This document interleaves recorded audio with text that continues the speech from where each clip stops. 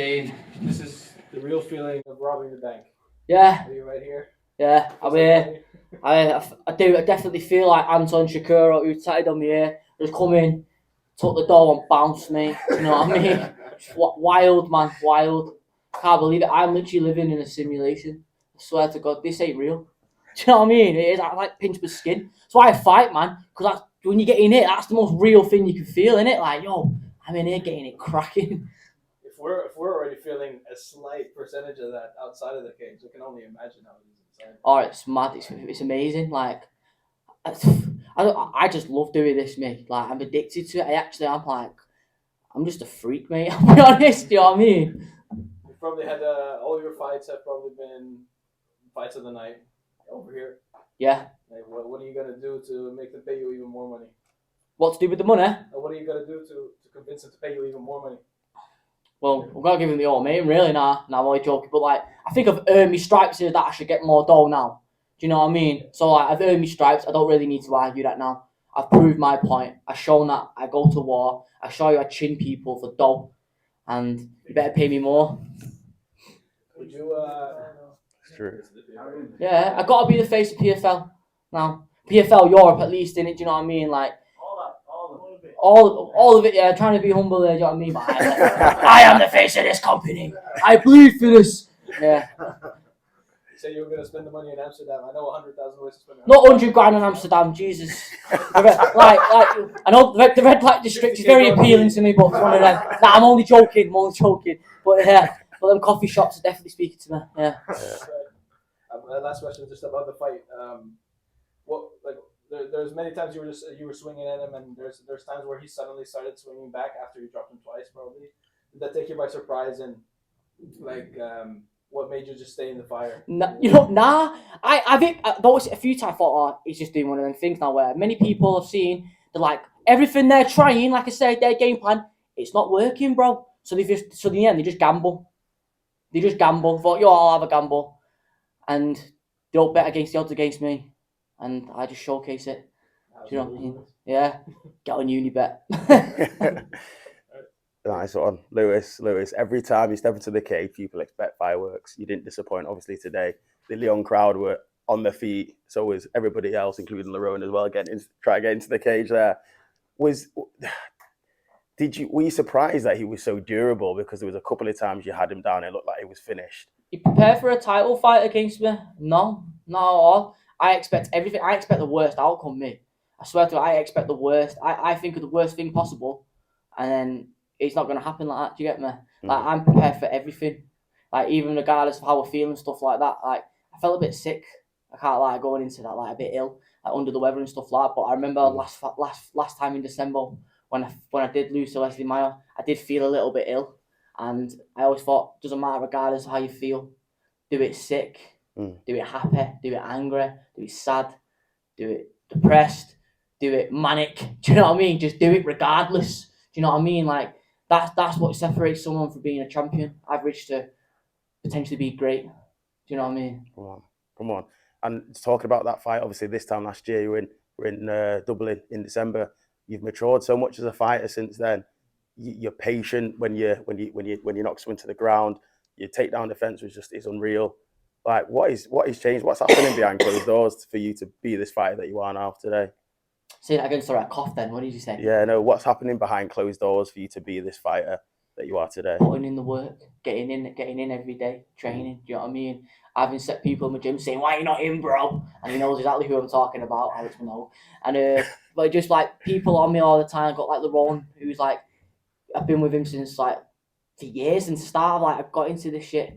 I have Carl, who's been with me, guiding me on the way. Like, took me to America when I was 18, when I had nowhere to live at one point, and when I was getting kicked out and stuff like that, and then coming in, and then now got all my family supporting me and stuff like that, and it just means so much to me. Like, it's all about just getting in and just getting the work in, and then all repetition and constant longevity of work plays a factor. Nice. And obviously you're going to take some time out, enjoy your Christmas, but going into 2025, what is next? Because they don't have a global bantamweight tournament, but there seems to be stars coming out from each of the individual regions. Yourself in Europe, you've got Ali Taleb as well in MENA as well. what has there been any discussions happening around that? What would you like to happen in Not that I've 2025? heard. Okay. Nothing that I've heard or anything like that. I feel like they don't probably tell us which side. I just leave it with the big dog to sort it out. Yeah, and we're up for a good discussion about some big drinks now. Well, there you Come go. on.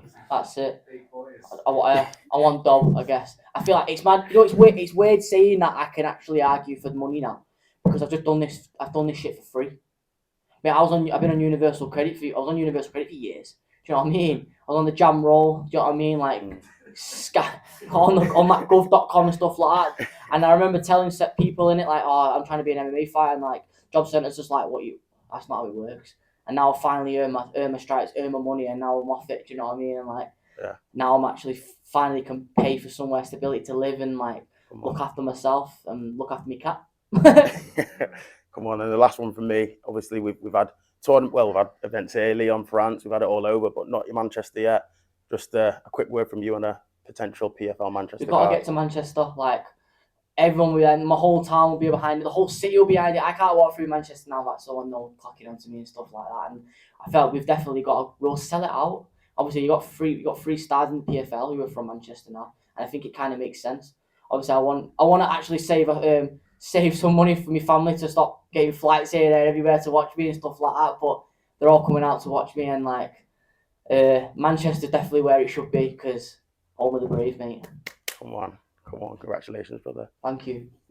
Congratulations on the fight, man. I mean, you've got make MMA great again. You're just doing that, to be honest with you, mate. And but we've spoken about the performance. How would you kind of rate it? I know it'd be a bit of a silly question. Obviously, you're holding the belt.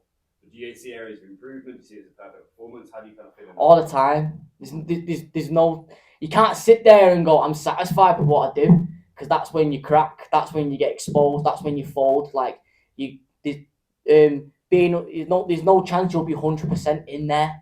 You know what I mean? Like there's no chance you'll be exceptional. You have to constantly be working and changing and adapting. That's how you do it in this sport and in this game. End of the day, like especially everything's on tape as well. Do you know what I mean? Like there's a guy out there right now. I don't know who's studying me, who wants to kill me. Do I need to be on that at all times? Like there's no rest. There's no rest really. Obviously, like you enjoy your rest, but like you need to be on it and switched on to evolve every day.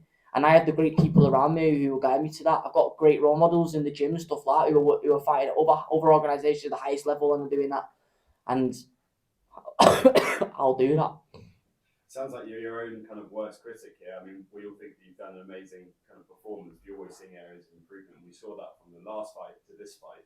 But what mindset change did you go in from that barn burner you had in the semi-final to this fight now? Was there anything different in your mindset, or was it just a case of another opponent, different style? Not it's what it is. I was on such a high after I beat Dean Garnett and stuff like that, but like I'm very good at bringing myself down and like having a pep talk myself. Like I can be my worst enemy at the times, but like I'm very reassured. I wouldn't say I'm like I'm hard on myself. I'm very reassuring on myself.